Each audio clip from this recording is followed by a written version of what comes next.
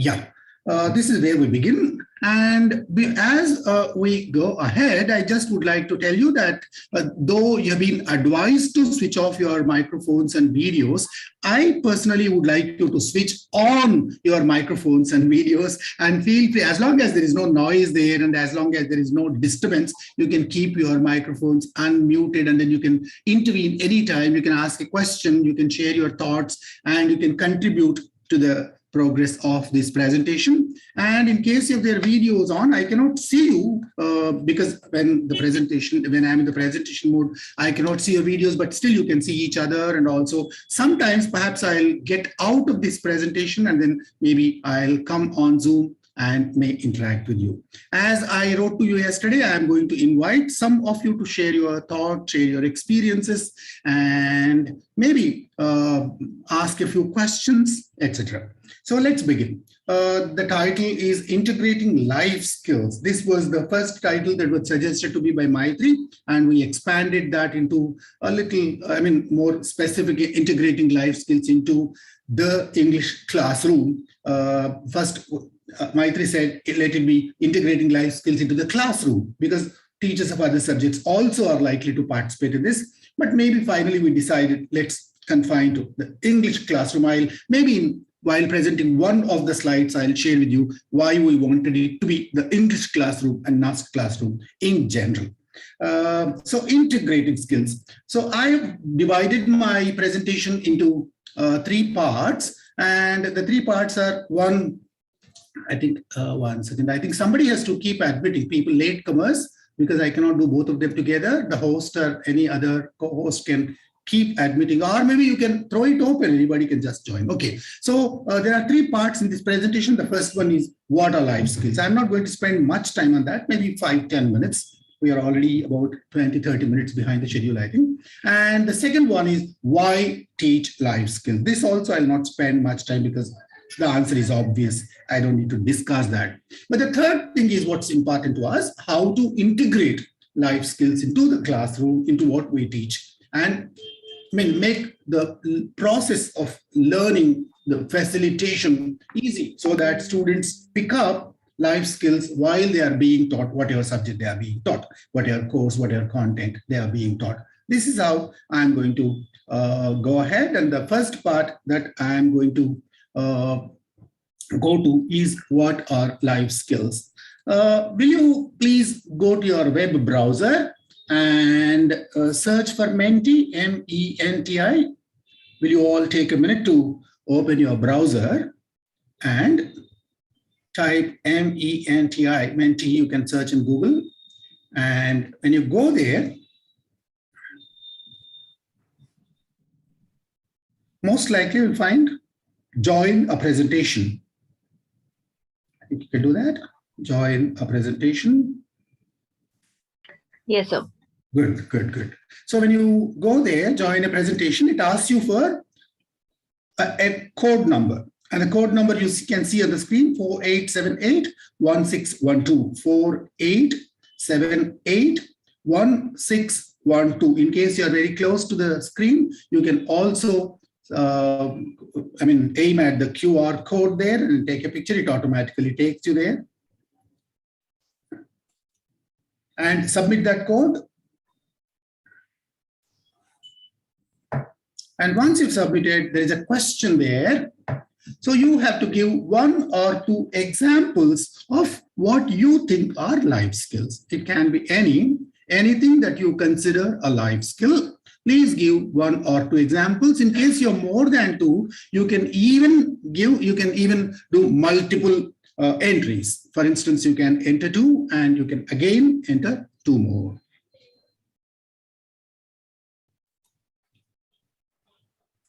I am just going to share what I see on the screen. I think you've entered that.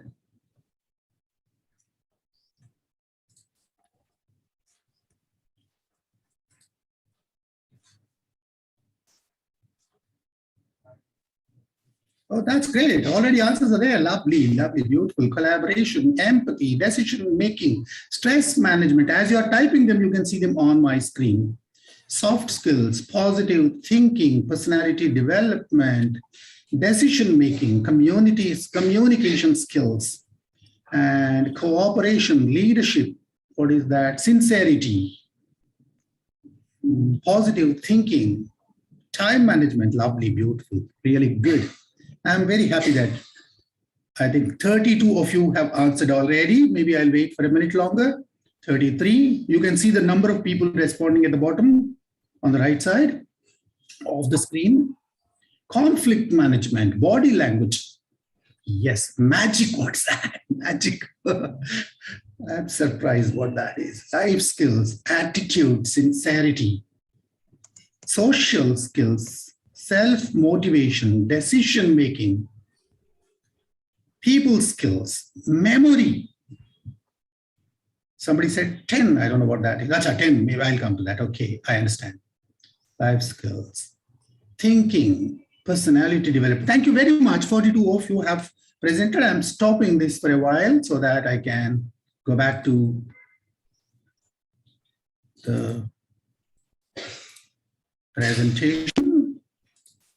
Yeah, this is where we were. So thank you very much for giving all those answers. And I think almost everything that makes us better human beings, live a better life, and make the most of our lives is a life skill. I think it's very difficult to say that only these 4 are life skills, these 10 are life skills. I think there are a multitude of them.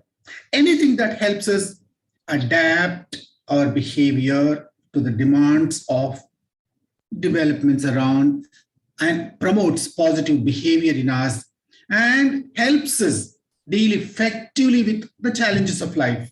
So anything that does this is a life skill. It can be as simple a thing as tying our shoelaces, taking a healthy shower and then polishing our shoes and presenting ourselves impressively, to very, very, very high order life skills like creative thinking, conflict resolution, etc. So any of these skills, I think you cannot read the text on the picture on the left side. I've deliberately done that a little blurred so that, because there are too many of them, we did not spend time reading them. So anything that makes us live a better life, that makes us meet challenges in life, that helps us adapt ourselves to the evolving environment, and anything that helps us make the most of our lives, meet the purpose of our life, is a living skill, life skill, skill for life, whatever, right? Different names. But because we cannot deal with all of them, somebody wrote 10 there, perhaps this is what they had in mind. UNICEF at a global level conducted some kind of research, and they identified 10 important areas, 10 important skills, which they listed as life skills. Can I ask any one of you to unmute yourself and read all the 10 items you see on the screen? So can I do it, sir? Please do it. Good morning, sir. This is Devi Datta from Hyderabad. Good morning. Yes, sir. So effective communication, critical thinking, decision making, creative thinking, empathy, coping with emotions, coping with stress, interpersonal skills, self-awareness, problem solving. Thank you, Devi Datta. Thank you very much for helping us read the list. This is the list of 10 life skills listed by UNICEF. And for about 15 or 20 years, I think the same list has been used around the world, though it is not a definitive list and it does not say that there is nothing else which can be called a life skill. And most of them overlap each other, and then sometimes it's very difficult to distinguish whether a skill is a critical thinking skill or a decision-making skill and things like that. And I think all kinds of issues can be there about that, but don't worry too much about them. Let's see for the time being that these 10 are the life skills that we are going to deal with. The book that was launched in the morning, authored by Maitri and her team, also deals with quite a lot of most of them, and a few other professional skills also are covered in that. So these are the 10 skills as identified by UNICEF. But let's move a little further and see some of them, not all, some of them. For instance, communication skills, I don't need to tell you much. I think every English teacher is directly engaged in the process of building effective communication skills, especially over the last 1 decade or 2 decades. I think English teaching has mostly become language teaching, and language teaching has become communication teaching. So we are focusing a lot on communication skills building. When we were students long ago, I think I must tell you at this point, I retired from government service some 13 years ago, and I was a student at college maybe more than 55, 60 years ago. So when I was a student at college, I mean, English was a class of English literature. I mean, there was some grammar. English textbook and grammar were the two things that were taught us. But today it's not like that. I think most English classes are language classes, and even we don't even call them language classes. We are communication skills classes. So I don't need to discuss that in detail. Similarly, a few other things I'm not going to talk about, but let me move on to a few other things that I think perhaps we can focus on. I think you can read what you see on the screen. There is a skill, there is one skill that helps us know ourselves, helps us look within, know our strengths, know our weaknesses, know the opportunities that we have around, and the threats and challenges.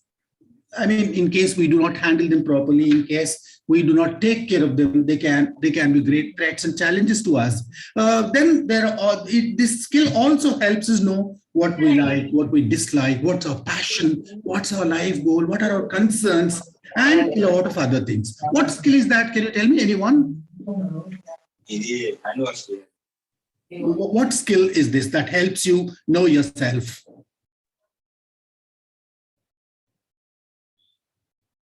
Anyone can unmute and tell me. Self-awareness, sir. Thank you so much. SWOT analysis. That's really very, very quick. Yes, it's self-analysis, self-awareness, knowing oneself, the skill of knowing oneself, the skill of knowing, looking within. So this is a skill that is a life skill. I think absolutely no controversy about that. I think this skill needs to be developed, but unfortunately, not many students know how to look within. They don't know what they are. Maybe all of you might have experienced asking students in the class, I mean, what their passions are, what they like, what they dislike, what their strengths are. Many of them, many students struggle to answer even such simple questions because they've never asked themselves, they've not been trained to ask themselves. I think I sit on some interview panels for some companies, and when we go, even very simple questions, can you tell me something about your strength, something about your weaknesses, something, well, what do you, I mean, they cannot say anything beyond a ready-made sentence that they prepared. So they already have a ready-made answer and they have come prepared for that, and they just utter it and nothing more than that. So even simple things like, what do you like? For instance, when I asked a group of students recently in an engineering college, this was about a few months ago, when I went there, when I asked the first student, can you tell me what food do you like most? And this boy, the first one said, sir, I like Hyderabadi biryani. And when I asked at least 10 others after that, they could not think of anything else. Everybody said, I also like biryani. I also like Hyderabad biryani. So, I mean, maybe if all 10 of them really like Hyderabad biryani, and if they said it, that too, they don't make a sentence. They don't say, I like Hyderabad biryani. Or if you ask the next question, why do you like Hyderabad biryani? They can't say anything else. So that's all. The first sentence is the end of it. And the first answer also is a one-word answer. So it is the teacher's responsibility. I mean, I'll not call it a teacher's responsibility, but it is the need. It is an important need for students to be self-aware and know themselves. I mean, in case we will see how to develop this skill a little later, but this is one skill that we need to develop in students. And the second skill that I'd like to talk about is, maybe I'll begin with an example. These days, we find hundreds, thousands of WhatsApp messages every day, just like a flood. I think I get on an average 1,500 to 2,000 messages a day. All of them are forwards without exception. I think there are maybe 0.1% original ones, and 99.9% of them are just forwards. They get something, they like it or dislike it or whatever, they just forward it. They don't distinguish between whether it's fake or real, whether it's wrong or right, whether it's good or bad, whether they should reject it or accept it. No, they don't apply any yardstick to measure either the authenticity or the usefulness of any of these things. They are not capable of objective evaluation to check whether the message is good or bad, right or wrong.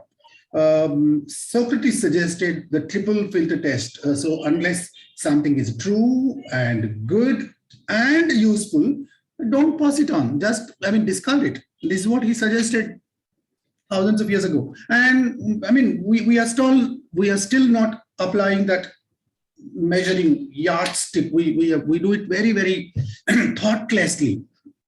So we don't even assess the consequences of forwarding some message without knowing its consequence, etc. So again, can somebody please unmute and then tell me what skill is this? This skill is this ability to distinguish the fake from the real. Any one of you?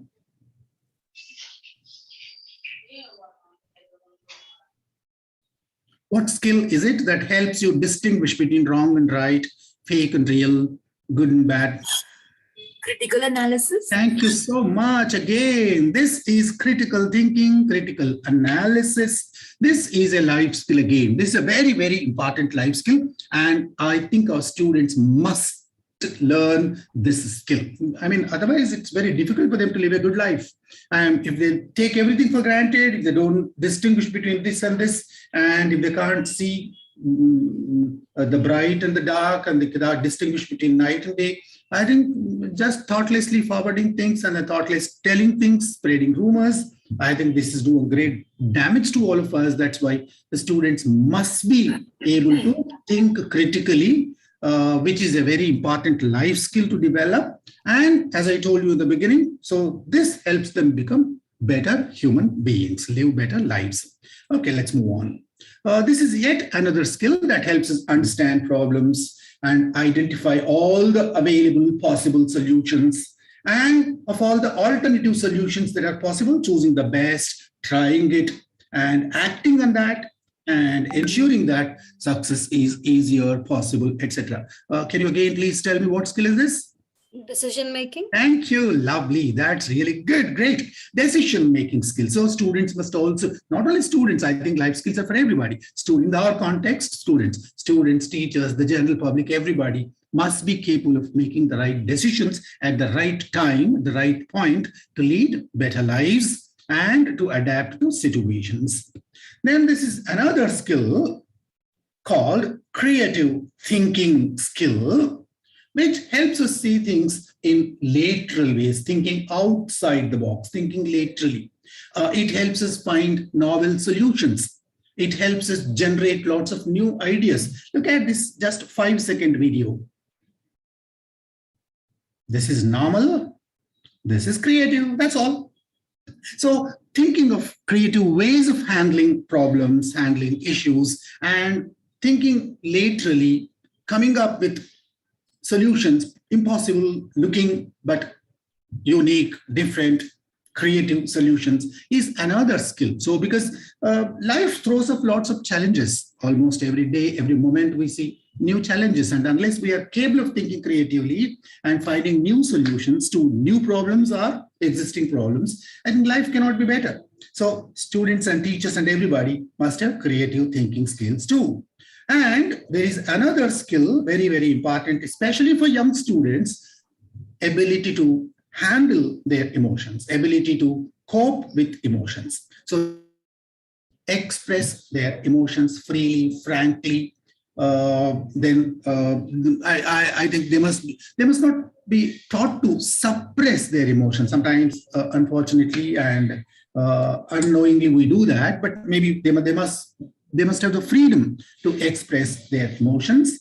And in case there are any negative feelings, they must have a strategy to overcome them, to cope with them. That is the skill to cope with emotions.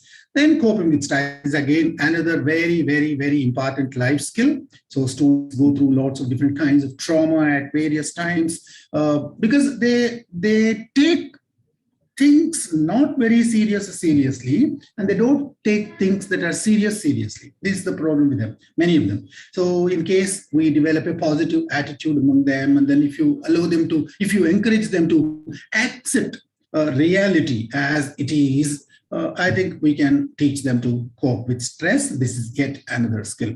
I have again this last one. This is again a 10-second video. Please watch it a little carefully because it's very short. You have to tell me what skill is this. Are you all ready? Yes, I think so. Please watch the video and tell me what skill is this.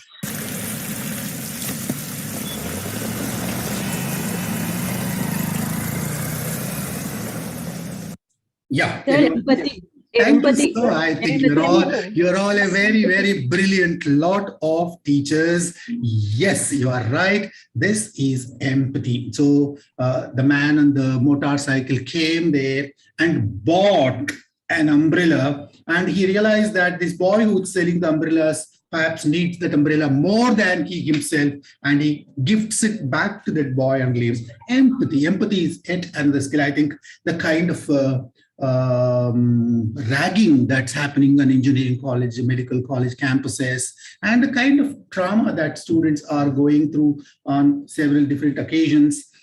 All this can be easily resolved if we develop values and life skills such as empathy, kindness, emotional management, etc., etc. So these are some of the samples that I talked about, some of the 10 skills that we saw. Sorry to interrupt, sir. We are not able to hear you. I think, what about others? So now you're audible, sir. Now we are Good. Thank you, sir. Good. Maybe there was an interruption. So the 6 or 7 examples that I showed you are from the list of the UNICEF list of life skills. But I wanted to add one to that 10. So I think personally that an ability to learn, a willingness to learn, a passion to learn is perhaps more important than all these life skills. And if a student has this knack of learning things, I think all other skills can be automatically learned. So it is our responsibility to inculcate, to instill this ability to learn new things. I mean, we were talking about the library, we were talking about reading books, etc., in the earlier sessions. So if a student knows that it's not just the classroom, what he learns in the classroom is not enough. There is a lot more to learn. There is something called a reference book. Textbook is not all. There is something beyond that. And it's not just the teacher that is the only resource that he has, but he has many other resources to learn from. And there is a lot more to learn because what we teach in the classroom perhaps is available elsewhere also, but there are other things that we cannot teach in the classroom because of various constraints that we have. Time is one constraint, syllabus completion is one constraint, examination pattern is one constraint. So we work under some constraints. So the teacher cannot take up the responsibility of doing everything. So if the student realizes that there is a lot beyond the classroom perhaps is only some kind of a spark, some kind of an ignition. And if a teacher arouses, if a teacher ignites that spark in the students, and the students are made to realize that there's a lot more to learn and they can learn on their own if they have that passion, perhaps this is equally important for teachers also. Teachers also cannot stop studying, stop learning, stop being students. So if we realize that we can never stop learning whatever we are doing, wherever we are, however high we are, and if we learn to adapt to new skills, I think this is a more important life skill than the ones that are listed there. So I think we need to look at this as well. So that was my part 1 presentation. We just took a very quick look at what life skills are. Perhaps you already knew all this, but still we refreshed it. So let's next go to why should we teach life skills? So I have just 2 slides on this and let me discuss them with you. Maybe before I show this to you, would anybody like to answer this question? Why should we teach life skills? Anyone? Maybe I'll stop sharing for a while and then I'll see you on screen. Perhaps. Yeah. Yes. Hello, sir. Yes, please. Yes, Devi Datta again. Yeah. So I think life skills are important because these are the skills that help us to lead a life in a proper Lovely. way. Good. Thank you. Because we So are all these skills are important for us to lead a good a life. good life, a Thank good you. life. Anyone else? One sentence answer, please. Why do we? Socialization. Sorry? For robot socialization. I think. Prepare them for real life Yeah, situations. good morning. Yeah, good morning. Yeah. Hello, good morning. Yeah, strengthen our To strengthen our life. Strengthen our Strengthen lives. our life. To strengthen our lives. Okay, right? Prepare Gaining students. confidence. For Keshav, confidence. to build confidence, okay? Keshav, Good morning, sir. try to speak. To impart manners and discipline along with kindness, To inculcate manners, especially empathy in to build every empathy, yes. Yeah, Okay. to meet the challenges. Uh-huh. To meet lead the a challenges. satisfied life, sir. Okay, to lead a satisfied life. So to meet the instill a challenges. sense of responsibility. To Good morning. inculcate a sense of responsibility. Good morning, Sir, sir. to meet the Not a challenges. complete person. I know it's difficult because all of you are speaking together. Perhaps we cannot help each other. it also motivate ourselves. Right. Okay, thank you. To meet the challenges, what we need. Let's stop there. Thank you very much. Let me go back Hello, to my. Let me go back to my slide and tell you that these are some of the possible answers to the question that I asked you. Maybe I struggled to create an acronym with that. That's why perhaps I could not accommodate everything that I wanted to tell you on this. So to become better human beings, that of course I told you already, to enhance academic success, because when your life skills are strong, your academic success also becomes very strong. So both are interrelated.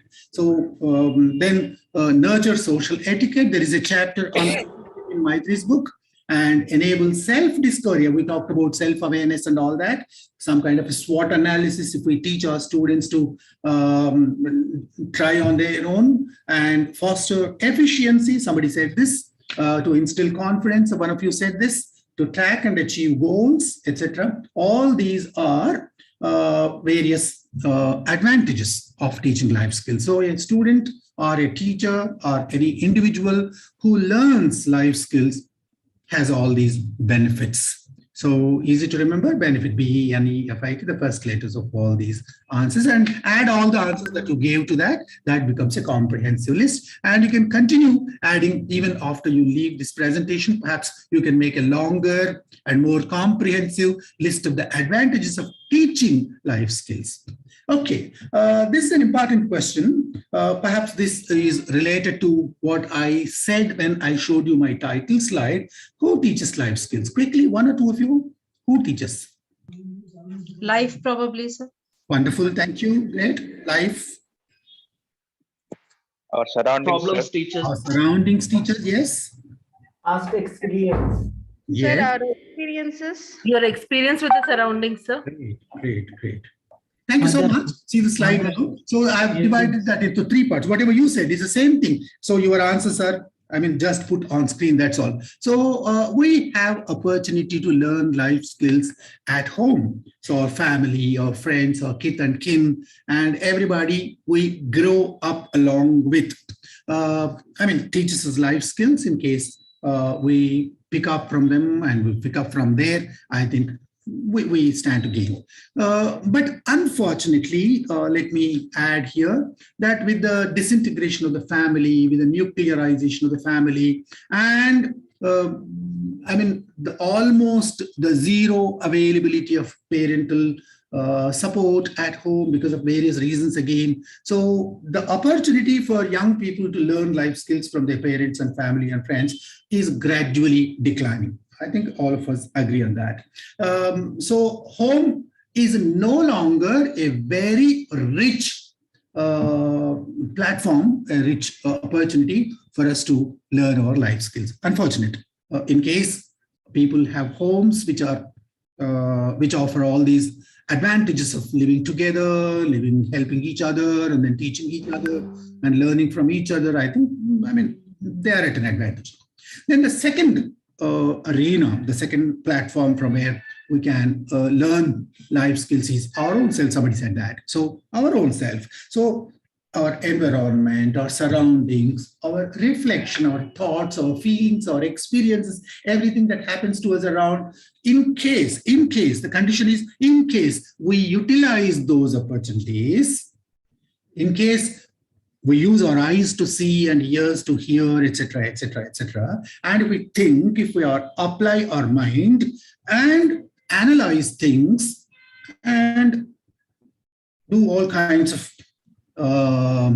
interpretations of happenings around, I think we stand to learn life skills. Fortunately and unfortunately, I think there are people who utilize this in a big way and equip themselves with life skills, and there are also people who are not alive to the happenings around, and then they don't watch things carefully, they don't apply their mind to things, they don't analyze things, and they are not capable of this kind of skills, and then they don't acquire them. Though the same kind of things are happening around for everybody. So some people learn from there, some people do not. Those who learn naturally stand to gain, and they are the successful ones. And coming to the last section of this, so there are opportunities for one to learn life skills from school, college, university. So there are two strands. One, the teacher helps the students learn, and the peers also help. So in fact, peers perhaps teach more than teachers can as far as life skills are concerned, because the teacher's focus is on, again, as I told you already, completing the syllabus, and then there is a skeleton within which there is a framework within which the teacher has to work. But peers outside the classroom and inside the classroom are teaching a lot more. So those who go to school, those who go to college and university naturally stand to gain because they have this opportunity. Don't ask me these questions or what happens to those who do not go to school. I mean, life is a school, and everything that happens around is school. School perhaps is a part of that self-learning. So even if you're not in a formal school, the world becomes your school. So let's not go into that discussion now. So here you see one of these circles surrounded with a golden ring outside. I deliberately put this here because I think the teacher plays a very, very, very, very important role in imparting life skills to students. Why is it important? Because especially at the lower levels, school level, lower levels, students are greatly impacted by what teachers teach them and tell them and show them and demonstrate, and etc., etc. And the second thing is the teacher has a formally structured opportunity to teach skills. So a student has to sit in the class, even if it is a virtual class like this, a student has opportunity to sit there and then spend time together and then work according to a certain structure and then learn along with others, learn with the teacher. That's why the teacher has a golden opportunity to teach, to inculcate, and to help learn life skills. So this is if you call it a facilitation process instead of a teaching process. So the teacher has the best opportunity to do that. Then luckily again, I think in the morning when the book was launched, it was said by almost everybody who was there that the book that has been published today, creates a convenient platform for students, because the book, I saw the book is structured in such a way that even the most incompetent teacher can use it as it is. One does not need any much creativity because the activities and everything are listed so well there. All that a teacher has to do is just execute what is said there. So the book says something like this. So please organize your students into pairs and give them this instruction, give them this handout, ask them to do this, ask them to sit down like this. So the book gives all such instructions. So it's very easy for any teacher to try them out. If a teacher is highly creative, I think you can further enhance, further build on that and then make the most of it. Any given point of time, anywhere, a book is only some kind of a text, is only a pretext. So it depends again on the teacher, how creative the teacher is, how willing the teacher is to experiment with things, and then how passionate the teacher is. This makes all the difference. So in case we, all of us here now, so if we decide to impart life skills to students, I think we have a great, wonderful, life-changing opportunity before us. So let's see how we can do that and then what we can do. Going on to the last part of it. So if a teacher decides to teach life skills, and if a teacher considers her or his profession a wonderful opportunity that has come to him or her to help students become better human beings and enjoy all the benefits that we have discussed, so that these young people with us are better human beings tomorrow. So we have an opportunity to integrate life skills into whatever we are teaching. I was telling you that we added English classroom there because most of us are English teachers, but it can be other teachers as well. Even if I'm teaching physics, mathematics, statistics, aeronautical engineering, whatever, I can still add some life skills into what I'm teaching, though language teachers have a greater opportunity because, I mean, the subject lends it to, the subjects that we teach lend themselves to teaching soft skills, life skills, etc. So imparting life skills depends on all these factors. We need to have some good materials. We need to have appropriate and comprehensible and materials that are pitched at the right level for the students. So the choice of materials makes a lot of difference. For instance, I was talking about this book again. So very appropriately written, appropriately designed, keeping the level of the students and the needs of the students and the needs of the teachers in mind. Then effective facilitation, which is again the teacher's job. Finally, reliable assessment, because sometimes what happens, we teach things which are not tested and the student may not be interested because it's not a part of testing. As long as it's not an examination component, students may ignore things. So keeping that in mind, so the other three perhaps are not in our control. So because except in some autonomous colleges, teachers do not have freedom to choose their own materials. Teachers cannot manipulate the examination pattern. They cannot make any changes to the curriculum. I think they have very little control over that. Unfortunately, again, in many autonomous colleges also, teachers are not utilizing the wonderful opportunity they have, but they are just borrowing things from some university or other, and they are just using the same examination question paper, the same materials, the same textbook, with some minor 5%, 10% changes. That's all they are doing. But in case autonomy is used properly, perhaps the teacher can have greater control over all these things. So talking about non-autonomous college situation, I think I've highlighted the third point there. I think one thing at least the teacher has absolute control over, something that the teacher can handle on her own, something that she has absolute control over, is her own facilitation, her own way of handling things in the classroom. If this one is taken care of, I think we'll have achieved a lot. The book, the handout that I shared with you yesterday, UGC guidelines. So one of the chapters deals with the pedagogy that is suggested. UGC suggested a pedagogy also to inculcate life skills. So what does it say? It says 20% face-to-face lectures, not for the regular content subjects, but for teaching life skills. So there is a paragraph on that. Maybe you can go back and then read that. If you want, I'll post it to the chat box again after I finish my presentation. So it says 20% of teaching life skills can be face-to-face in the classroom, but 80%, 4/5, huge, very, very huge. A huge portion of it must be practice-oriented. So because skills cannot be taught, I think I don't need to tell you this. Content can be taught, knowledge can be transferred, but skills cannot easily be transferred. Skills can be demonstrated, but skills have to be practiced. Unless you practice, it can be driving, it can be dancing, it can be English language speaking, it can be any such thing. So skills, communication skills, and all other life skills have to be practiced. So if they are not practiced, if they are simply taught, I think they yield very, very, very disappointing results.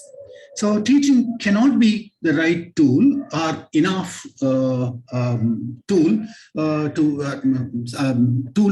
help us inculcate life skills among students. So 80% must be practice oriented. Again, a laboratory is not always practice oriented. Laboratory is only practicing in a simulated kind of a situation where people are practicing according to a manual, and then, for instance, take a beaker, they take a beaker, do this, do that, do that. That's all. That's not practice. Practice is something beyond that. Something is doing something on one's own. An English language laboratory, as long as there is something on a screen and then I am repeating a sentence or I am just adding a sentence to that, is not enough practice. Unless the student goes out and interacts with people outside in real life situations, it cannot be really called practice. So the language lab practice is different and the outside real life practice is different. So I'm talking about real life practice. So if the student has an opportunity to practice these skills outside, and if that constitutes 80% of the time he's spending on learning that, I think that is fruitful. Then I think it's mentioned in your brochure also, the future is going to be blended learning. Why future? I think already we are going through a phase called blended learning, the virtual learning part. Perhaps exclusive virtual learning no longer is yielding great results, and the classroom learning, the brick walls and all that. I think brick and mortar classrooms are perhaps no longer effective. And then we are already in an age when we are going through a process called blended learning. So partly synchronous, partly asynchronous, partly virtual, partly physical, partly flipped and partly straight. So these kinds of blending is already happening. Right? So we have to focus on that. And the pedagogy suggested by UGC includes a few items like flipped classroom approach, project-based learning, demonstrations, group discussion, simulation, and finally coaching, seminars, tutorials, etc. So these are all listed in UGC guidelines, and then you can go through that later. What I have done is, instead of making you go through that whole process, I have identified some methods that I think with my, I taught in rural colleges for 36 years. I taught English. I never taught life skills, soft skills, because those days they were not part of the curriculum. We did it perhaps involuntarily, and then we just did it as a part of whatever we are doing, and it just happened. But today, many of us are asked to teach. English teachers have a bigger responsibility compared to other teachers. English teachers are expected to be capable of doing anything and everything. That's good. That's a blessing to us. We must accept that, and we must be happy about that instead of complaining. So what I did with my personal experience, I also, because over the last 12, 13 years, I've been doing teacher training programs. So I have lots of opportunities to interact with teachers and know their problems, and then discuss some possible solutions with them. And in that light, I just would like to share with you that I've identified some 6 methods which perhaps will be very, very, very, very useful to help us teach and facilitate life skills. The first one is brainstorming. Can anyone unmute yourself and one second, please. I'm sorry. Yeah, can anyone unmute yourself and please raise your hand, but raise your virtual hand. If you go to reactions, there is something called raise hand. If you raise hand, because all of you speak together, we cannot hear you. So one of you, please raise your hand and tell me if you ever tried brainstorming in your classroom. Please tell us, when did you do that? Why did you do that? How did you do that? And what was its effect? I mean, all that in a minute. Devi Datta has already raised her hand. Devi Datta, over to you. Yes. We did brainstorming in our class, and especially when I actually was teaching them gender sensitization once. I asked the students what is gender sensitization, and I used this answer garden, which I learned it from you in one of the other conferences, one of the other FDPs. And I used that and was very happy, because students don't speak much in the online classes. So they answered it over there in the answer garden regarding gender sensitization. That is what I did. Devi Datta, you started discussing gender sensitization with them, and students gave you some answers. When they Yes, gave you sir. some answers, what did you do with them?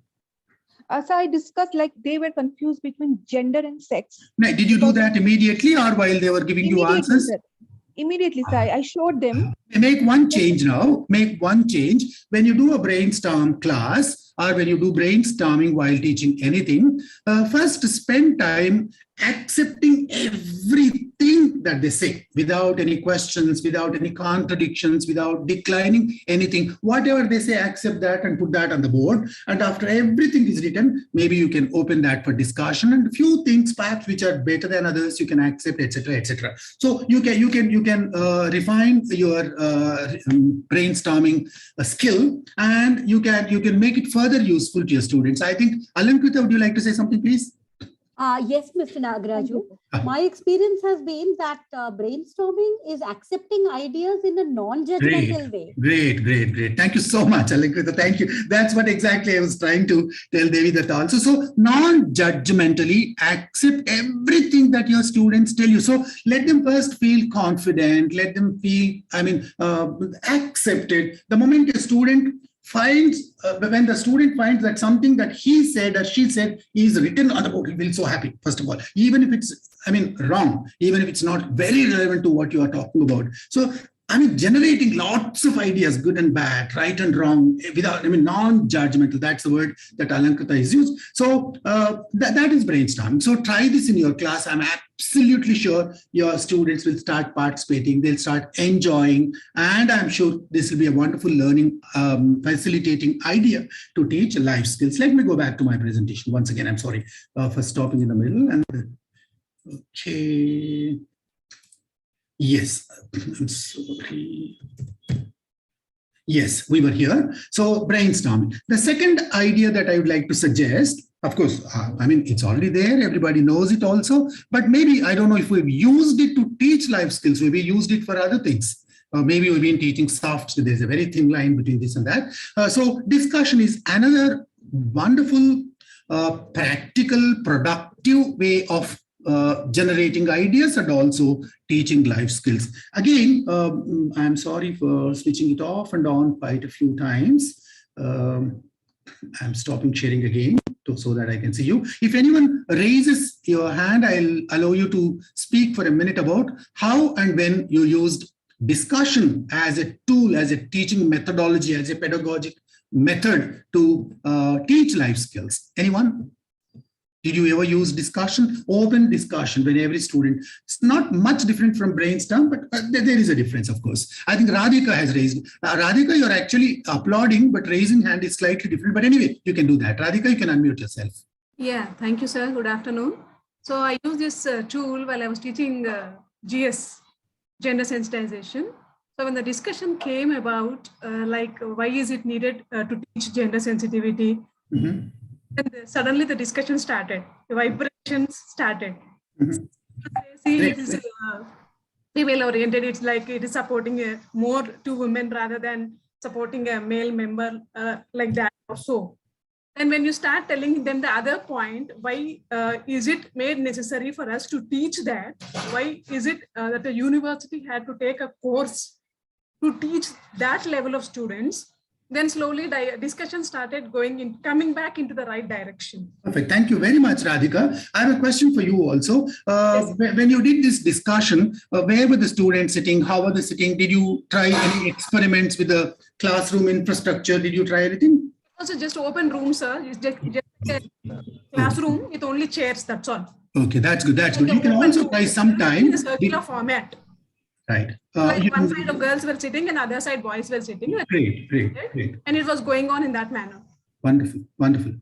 You can also try other, small experiments with that. And then when their students are discussing, you can put them into two separate groups, or you can allow them to come in maybe like you said, girls on one side, boys on one side, or maybe half of the class on one side, half of the class on the other side. Or maybe you can take an opinion poll at the beginning itself whether they would like to speak for or against, and then you can divide them. You can have an opinion line. I think you know what's an opinion line. Yeah, yes.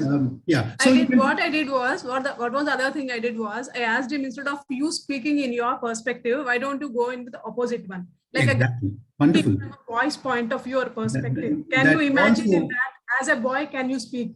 Can you imagine and can you respond? And for the boy, similarly, if you are a girl, so how would be your response to that? Excellent, Radhika. That's an indirect way of teaching empathy also. In the middle, but they were able to at least try and put out their points. I thought was okay. Thank you, Radhika. That's really wonderful. You did, I mean, really well. Maybe that's an indirect way of teaching empathy also, putting them in a different person's shoes and then speaking from their point of view, taking a different standpoint. All these are wonderful. I appreciate the effort that you made. Thank you very much. Let's move on again. Let me share my screen once again. I'm sorry, I'm here and there. Yeah. The third one that I'd like to discuss with you is role plays. I'll keep on my screen. I'll not switch it off. Would anybody like to share experience of organizing a role play to teach life skills, not your regular subject, not the content of the textbook, but to teach life skills? Did you ever try role plays? What was the topic that you gave? How did you organize this? Anyone?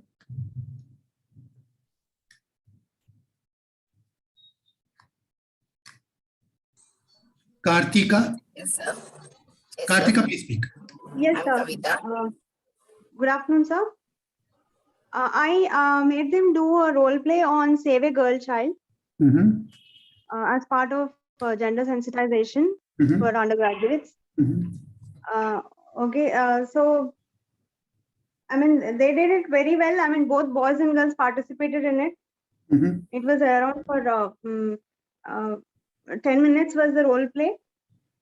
At a stretch, at a length, they could do it, and the message was very clear and loud. I mean, we did have an audience for that. I made them do before all the students actually. Yeah. Good, Kartika. Thank you very much. Who decided the roles? You decided, or the students decided themselves? Actually, I did decide, sir. Okay. Yes. Okay. Sometime once you can also try giving them freedom to choose either of the two roles that they are playing, and maybe you can experiment with that also. And suppose you ask two students to volunteer and come forward, come to the front of the class and do a role play. What will the other students be doing?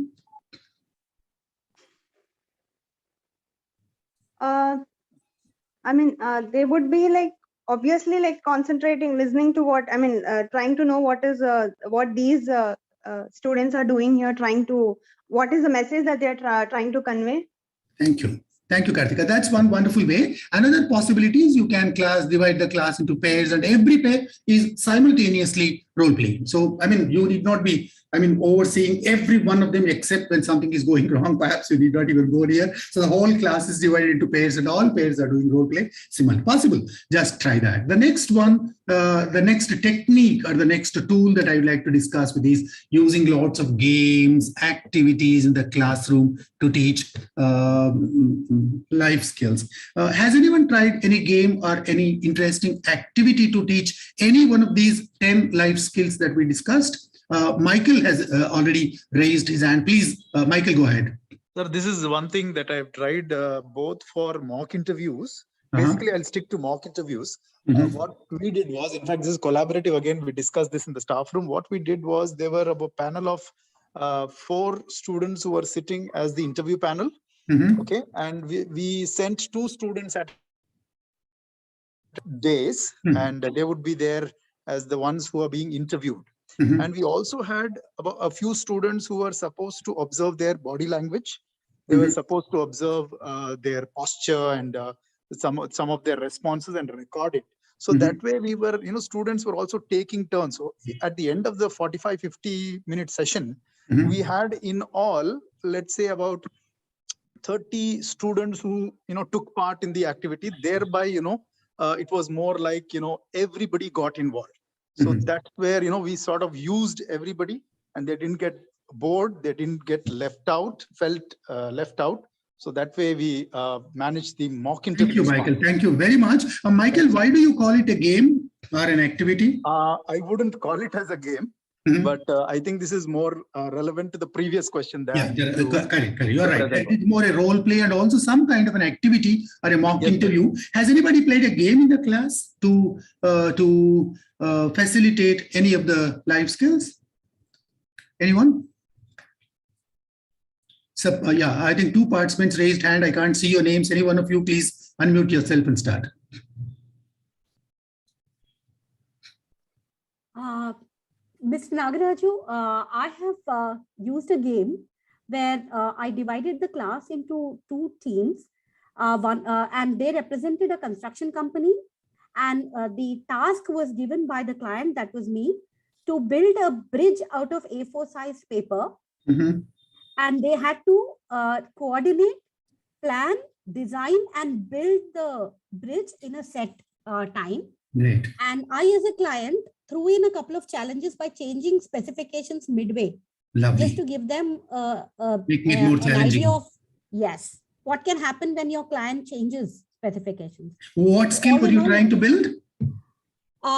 Multiple skills, communication, because they were onshore and offshore, then collaborating, then creative thinking, and also problem solving when there is a sudden change in parameters. Thank you very much for saying that. I'll come back to this point a little later, I think, because I especially like the last part of your answer. May I know your name, please? Alankrita, sir. Alankrita, thank you so much. I'm sorry I could not see your name there on the screen because I'm in the presentation mode. Right. Okay. So let's go on to one more. The next one is collaboration. We have already made some mention about role plays and also pair work, group work, etc. So maybe all kinds of collaborative classroom techniques, communicative language techniques you can use as teaching methods, as pedagogic methods to teach all these life skills. So I'll not ask any one of you to talk about that. Let me come to the last one, case studies and projects. Has anyone tried a project or a case study to teach any of these life skills? I think Michael has raised his hand again. Anyone else? Sir, if sir, nobody... may I share? Sir, may I share? Yeah, who is this? Please raise your hand so that I'll know your name. Go to reactions at the bottom right and raise hand. Yeah, I think it's Ramarao. Ramarao, please go ahead. Dr. Ramarao? Yeah. Sir. Yeah. Namaste, sir. Yes. Good afternoon, sir. It's not a case study, sir. It's an example I was sharing with my students, sir. Sir. So the example is like this, sir. One student, he completed his BA Logic from a reputed college in North Andhra Pradesh. So after finishing his degree, he came to home, sir. So in those days, some 20-30 years back, BA Logic is a wonderful degree. So on that occasion, his parents are celebrating, and in North Andhra, you know, whatever we celebrate, we prepare some vardal garil antar sir, deep garil and tayar chestar sir. So his mother was serving, and that guy, that student who completed his BA Logic was sitting with his father. And there was a discussion. Oh, my dear son. So he studied BA Logic. What is logic? He questions his father. Oh, this is an anecdote. This is this story that you narrated, I think. Yes, sir. Okay, I understand that. I know that story. Anyway, has anybody used a project? No, sir. Yeah. Has anybody used a project to teach life skills? I think Sirisha, please go ahead briefly. Yes, sir. Good afternoon, sir. Good afternoon. Yeah, sir. Actually, I gave a project like communication, like going back to different people and assessing their communication. How is they picking up few people and trying to assess their communication, whether it is clear, whether it is concise. So all combined together, their justifications are at the end. Thank you so much. That's good. That's a good idea. I did a lot of them like that when I was a teacher. So I worked, as I told you, in a rural college. But I think my students were very cooperative wherever I was. And then lots of projects I did with students. And then just, of course, those days it was only to build some communication skills. Very simple. But I did that well. It's already 12:15. So we will take a little time to finish this now. 1 second, please. Yeah. Yeah, so this is what we have seen. So projects also are an excellent way of teaching life skills. Maybe quickly, can you go back to that Menti and go to that project, join a presentation and use this number 3457 4622. I'm repeating that, 3457 4622. So you see some items there, you need to rank them. So the 6 things that we have discussed so far are there listed. I'm also joining you. I think some have already started doing it. Good, good. I'm so happy. Could you please repeat the code, sir? The question is, there are the 6 techniques or tools or methods that I taught you. Sorry to interrupt, sir. They would want to know the code. 1 second. I'll tell you. The code is 3457 4622. Thank you, sir. Quite a few of you have already answered. Last time I did not show my screen, I think, when you answered in the quiz. Yeah, I think, lovely. I'm very happy. Good. Only 6 people have answered so far. Please, others can do that. You need not fill up all the 6. Even if you think that 1 or 2 are your favorites, you can just mention them. As many as you want. Which is your first favorite, the second favorite, the third favorite, like that. Good response. Excellent. 11, 12, 13 people have answered.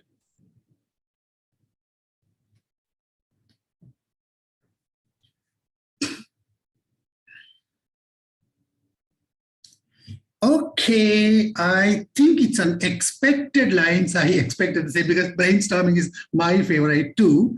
I do it on lots of occasions, and then I do it in lots of teacher training programs. So brainstorming, pair and group work, which is collaboration, games and activities, are excellent tools to teach life skills. So maybe we can stop there, so that I would have given a lot more time, but it's already 12:17. That's why I need to close now. So let me stop here.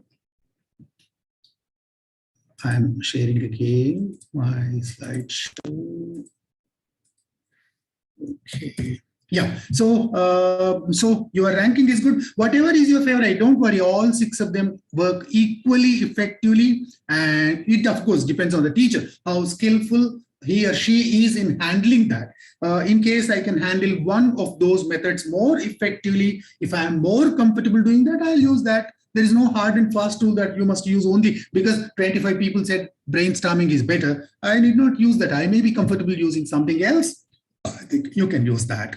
Fine, good. So this is over. And then just to give one example, for instance, if I want to teach my students self-awareness, I'm sorry, I'm not asking you this question. I'm straight away showing the answer. So if I want to teach my students self-awareness, what can I do in the class? For instance, I can advise them to look at themselves very objectively. I have to tell them what is objective, what is subjective. So when they look at themselves, how should they analyze themselves? How should they develop the ability to look at themselves from a neutral standpoint, without being very, very judgmental about that. So that is one skill that I can develop them. I can advise my students to keep a journal. I think that keeping a journal is one of the best ways to inculcate self-awareness. So my experiences, my thoughts, my ideas, my encounters, my reflections. If I make a list of all that, a journal is not a diary. It's not a chronological account of what you have done through the day. So maybe if you have to help your students. Maybe they do not know how to do that. But if you build this skill, I think they'll be greatly benefited. You can ask them to be mindful when they go out. What do they see? How much they see? Why is somebody else able to see more than what we are seeing? How do poets see? How do writers see? How do musicians see? How do painters see? And where is it that we fail to see? So in case we create that mindfulness, heartfulness, and being aware, taking a deeper, insightful look at things than I was capable of till yesterday. That is one skill that I can develop. And there are lots of psychometric tests you can download and give them. You can administer them in the class. You can show them the sites. You can introduce them to them so that they'll know what their strengths are, what their weaknesses are, how to handle those weaknesses, how to know our own passion, how to know what we like, what we dislike. Many times students do not know. In fact, they're so very blank. Again, very unfortunate that. But that again, I'm sorry for deviating, but maybe teachers themselves we ourselves are responsible for not encouraging students to open their mouths, speak in the class. I'm reminded of a teacher at school when I was very, very young, when I went to school. One of my teachers used to say, if you try to be too smart, I'm going to cut your tongue. So this was how, talking in the class was treated. So we were never encouraged to speak in the class. Silence was the only golden rule, and silence was the yardstick by which our success was measured. The most obedient student was the best student in the class. The one who had the greatest memory in the class was the brightest student. So that was, a different time. Now I think we can use all these tests and yardsticks, etc. And asking for constructive feedback is another excellent tool to evaluate ourselves, to know ourselves. Many of us, even teachers also, do not ask for feedback, or we do not appreciate feedback, or do not, often praise and flattery are taken for feedback. So usually people say, if I ask you now, for instance, how was my presentation? All of you are excellent, 5 out of 5, something like that. But very few of you, maybe a very, very small percentage of you, give very constructive feedback. And that is the place where I can begin improving myself. Anyway, so these are some tips to build self-awareness skills among students. And my favorite, apart from brainstorming, is the project method. In fact, I created lots of projects when I was a teacher. Even now, when I go to a teacher training program, I prefer to give a project so that maybe they can continue learning after the session is over. So it can come in the form of a field work, it can come in the form of a social activity, it can come in the form of an educational tour. I think educational tours were very popular when I was a teacher. I don't know if they are still popular, I'm not very sure, but if in case educational tours are undertaken, I think they are a wonderful opportunity for us to mix up with students, be friendly with them, know more about them, and help them know more about themselves. And maybe as a part of that educational tour, we can take up a project, either a class project or an individual project or a group project or whatever. And the last thing that I'd like to tell you is developing a questioning mind to build skills. I think I don't have any analytical data with me, but maybe a very vague evaluation is that about 80 to 90% of the classes do not have any questions, either from the teachers or from the students. Teachers do not ask questions, or they don't know how to ask questions, or they ask very, very yes, no answer questions, or closed-ended questions, which are of no value at all, even if they ask questions. Or maybe at the end of the class, they ask 1 or 2 questions to check whether students have understood that or not. But in case we make it a habit to ask lots of open-ended questions and involve students, language teachers have this wonderful opportunity, other teachers may not have. So in case we make it a practice and then ask lots of open-ended questions. And in fact, in case we encourage students to ask questions and make the classroom a place where a lot of interaction happens, I think great success can be achieved. I'll show you this short video, 10-20 seconds, and after that I'll discuss for 2-3 minutes, and I'll finish in the next 3 minutes. Maitri, that's okay. I think it's 12:20.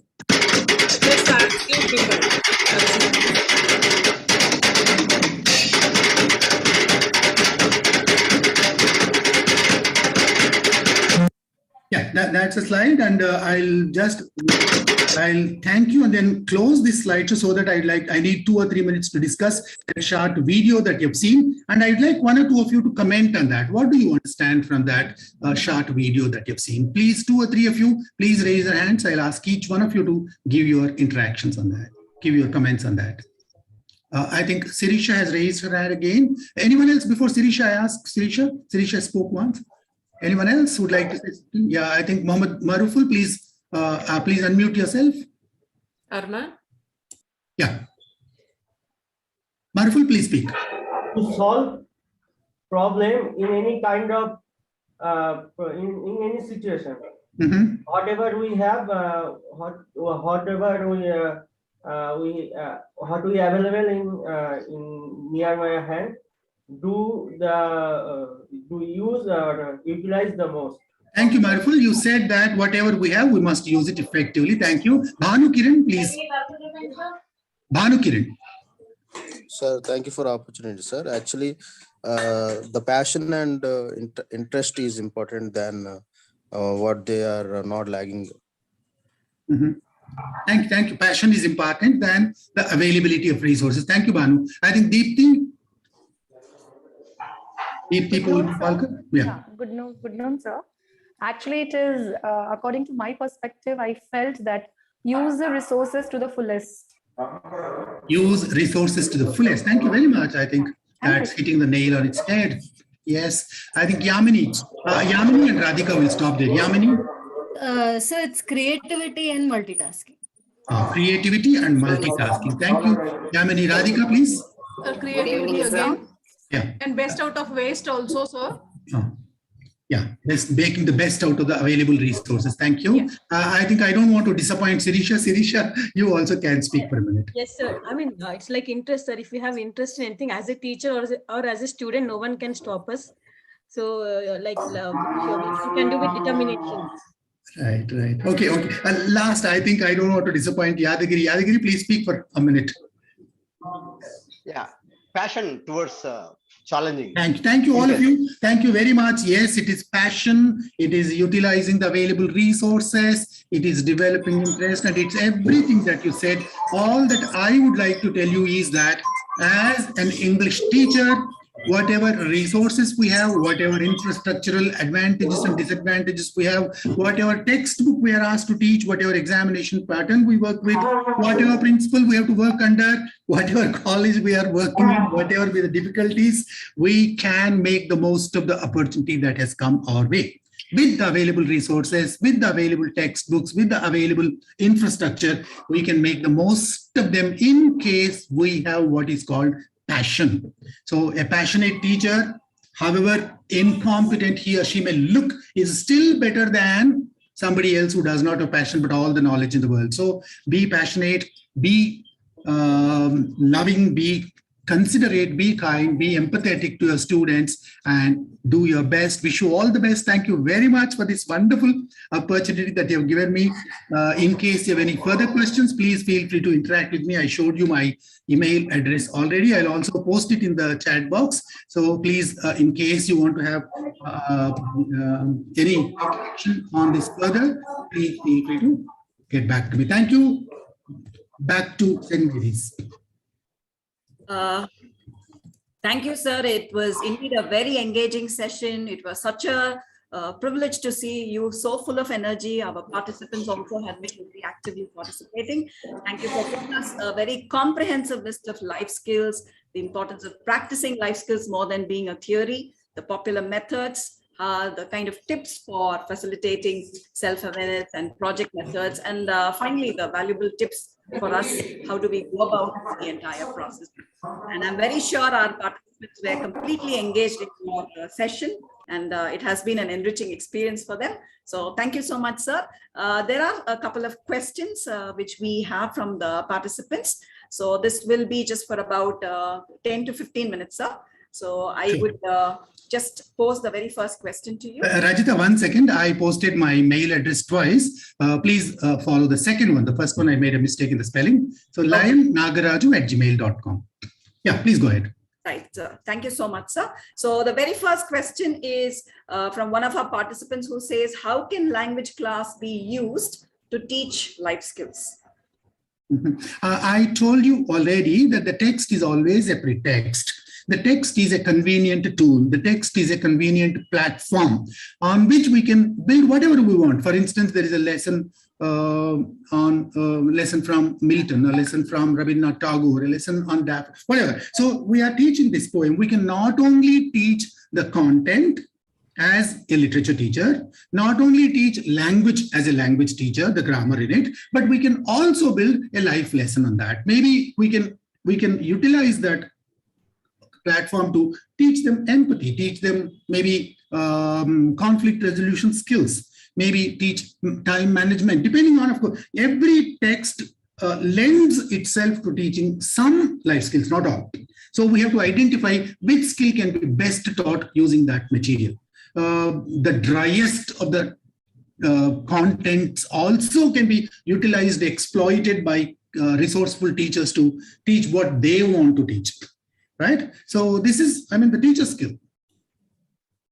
Okay. Yeah. Thank you so much, sir. There is another question, and the question is about suggesting some games and activities from one of our participants. If you could suggest anything in that. In case you are interested in having a lot of them, perhaps you can go to Penny or 5-minute classroom games, and there are many books on that. You can go to a website and search for games for the classroom, games for the English classroom, games to teach life skills, and most importantly, instead of following them, you can create your own. What can be done in the kind of classroom that I have, with the kind of infrastructure that I have, with the kind of component that I am teaching? What can I do? How can I create some physical movement in the class, some physical activity in the class, a game element in the class? How can I gamify my class? How can I add a reward to this? How can I add a competition in this, a healthy competition in this? So if you just think, I think you'll have brilliant ideas, lots of ideas. The simplest, to just give you one example, the simplest that I used many times, and every time successfully, is the name game. So when we have a class, we ask them to sit around, either the whole class or at least it's a very large class, they sit in circles, and then everyone, for instance, I've taught them adjectives yesterday. I ask every student to write 5 adjectives starting with the first letter of their name. I'm Raju. I have to think of 5. I can take a dictionary also with me. I can check dictionary or whatever. I can help each other, but I have to identify 5 adjectives that begin with the first letter R.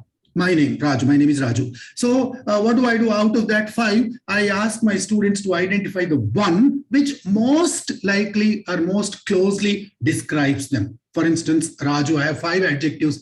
Rational is one adjective that suits me best. I think I ask them to tick one of the 5. So I am rational Raju. So whenever I say my name, I say I'm rational Raju. So they all sit in a circle and everybody introduces themselves, and then it can be made very highly complicated. It can be converted into a memory game. It can be converted into some entertainment, and everybody only introduces, everybody remembers the previous one, everybody remembers all the names, and it can have lots of variations. So a simple game that is teaching them indirectly adjectives, teaching them help know each other and have some fun in the class.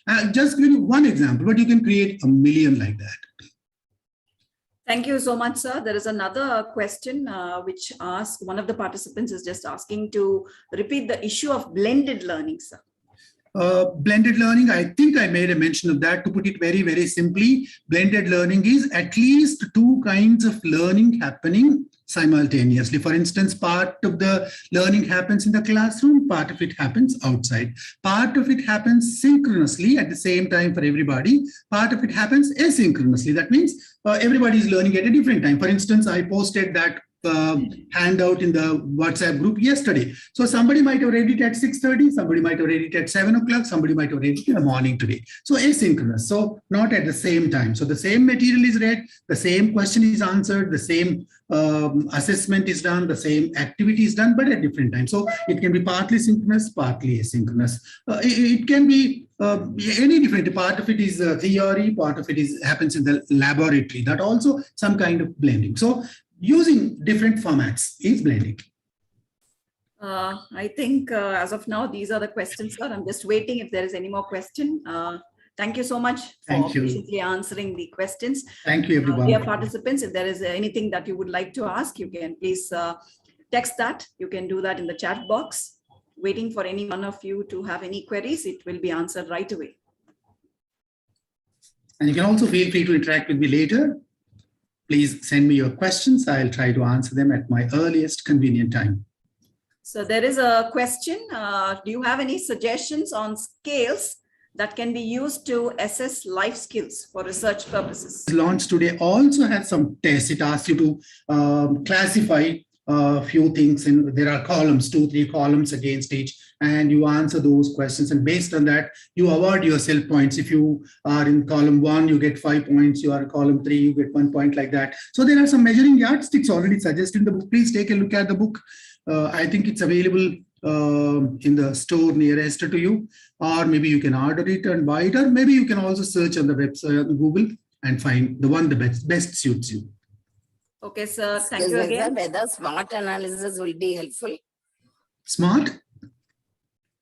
SWOT analysis. SWOT analysis. SWOT, S-W-O-T. What's the question? Will it be helpful is what I'm able to hear from here, sir. SWOT analysis. It is very, very, very, very helpful. Not only students, we must do it on a regular basis, maybe every year, every half year, every quarter if possible. We must constantly be doing a SWOT analysis of ourselves. That helps us know. For instance, I mean, the simplest example that I can give you is how good is my pronunciation? So that is my SWOT. If it's not good, what should I do? If it's good, what should I do? If it's good, what can I do with this? If it's bad, what should I do to improve that? That is what. But if I don't ask myself that question, where am I? I am where I am. So asking ourselves lots of questions is SWOT analysis. What helps me? Something that is there within me, and what helps me that is outside me. It's what. What is outside is opportunity and threat. What's inside me? It's strength and weakness. So I must be able to identify things that are within me that promote my success, that inhibit my success. Things that are outside me that can help me grow or that can impede my progress. So thank you once again, sir, for patiently answering all the questions. And I'm sure the participants have greatly benefited from this question and answer round. So that brings to an end of the question and answer session. Once again, we are very indebted to you for all the trouble that you have taken and given us those valuable inputs. So thank you once again, sir. I have the next segment.